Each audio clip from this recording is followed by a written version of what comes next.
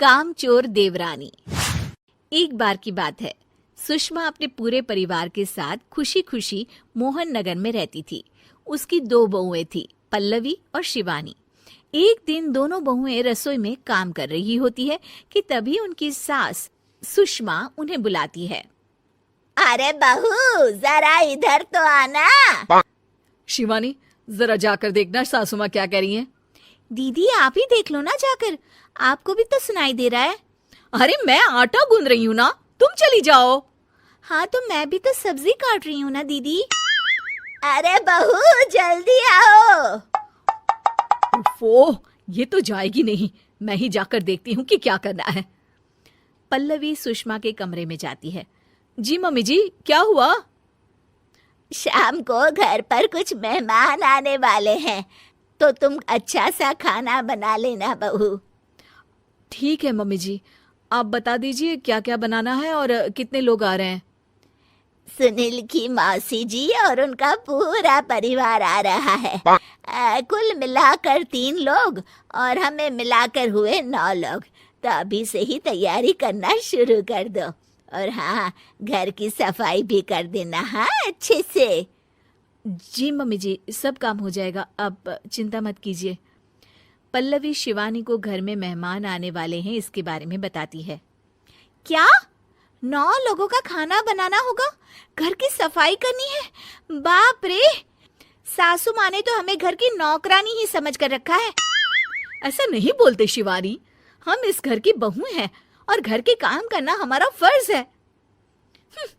दीदी तो है ही सासू माँ की चमची, जब देखो सासू माँ सासू माँ। मैं तो इतना सारा काम नहीं करने वाली।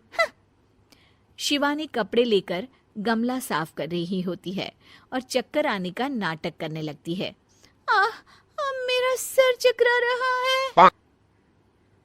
तभी वहां पल्लवी और सासू माँ जाते हैं। अरे बहू, क्या हो गया तुम्हें? मम्मी जी, बहुत तेज सर में दर्द हो रहा है। तुम एक काम करो शिवानी, आराम कर लो। नहीं नहीं दीदी, घर में मेहमान आने वाले हैं, मुझे आपकी मदद करनी चाहिए। अरे कोई बात नहीं शिवानी, तुम आराम कर लो, मैं सब काम कर लूंगी। ठीक है दीदी, अगर आप इतना कह रही हैं तो आराम कर लेती हूँ। शिवानी आराम से अपने कमरे में मैगजीन पढ़ रही होती है। इसे कहते हैं आराम की जिंदगी। इतना सारा काम। चलो, सारा काम खत्म हो गया, शिवानी को देख आती हूँ। शिवानी अपने कमरे में ईयरफोन में गाने सुनते सुनते सो जाती है और उसके साइड में मैगजीन भी रखी होती है। पल्लवी वहां आ जाती है और वो सब देखती है। ओहो, तो मतलब सब काम चोरी का बहाना था। अभी बताती हूँ इसको। घर का सारा काम मुझे करना पड़ा और ये महारानी यहाँ मैगजीन पढ़ रही है, गाने सुन रही है। पल्लवी रसोई से एक प्लेट और चम्मच लेकर आती है और शिवानी को थाली बजाकर उठाने लगती है। शिवानी अचानक से उठती है। उठ गई महारानी, गाने भी सुन लिए, मैगजीन भी पढ़ ली। तुम तो बहुत बड़ी झूठी निकली शिवानी। तुमने सर दर्द का बहाना बनाया ताकि काम करने से बच सको। हाँ, बनाया बहाना, तो क्या करती? इतने सारे काम करती। मुझे कोई शौक नहीं है चापलूसी का। क्या चापलूसी? तुम्हें लगता है कि मैं सारे काम चापलूसी के लिए कर रही हूँ? नहीं तो क्या। तभी वहां सासू माँ आ जाती हैं। अरे बहू, वो लोग बस आने ही वाले हैं, तुम तैयारियां कर लो। जी सासू माँ, तुझे तो मैं बाद में देखती हूँ। सब खाना खाने बैठते हैं और खाना शुरू करते हैं। तभी सुनील की मौसी बोलती है। वाह भाई वाह, खाना तो बहुत ही अच्छा बना है सुषमा जी, एक एक चीज में क्या स्वाद है। ये सुनकर शिवानी मुंह बना लेती है। उसे अपनी जेठानी की इतनी तारीफ रास नहीं आती। आपकी बहुएं तो बहुत ही अच्छा खाना बनाती हैं। हाँ, बनाती तो दोनों ही अच्छा है, पर आज ना ये सारा खाना बड़ी बहू ने बनाया है। छोटी बहू की तबीयत ठीक नहीं थी, सो इसलिए। मानना पड़ेगा सुषमा जी, आपकी बड़ी बहू तो बहुत ही गुणवान है।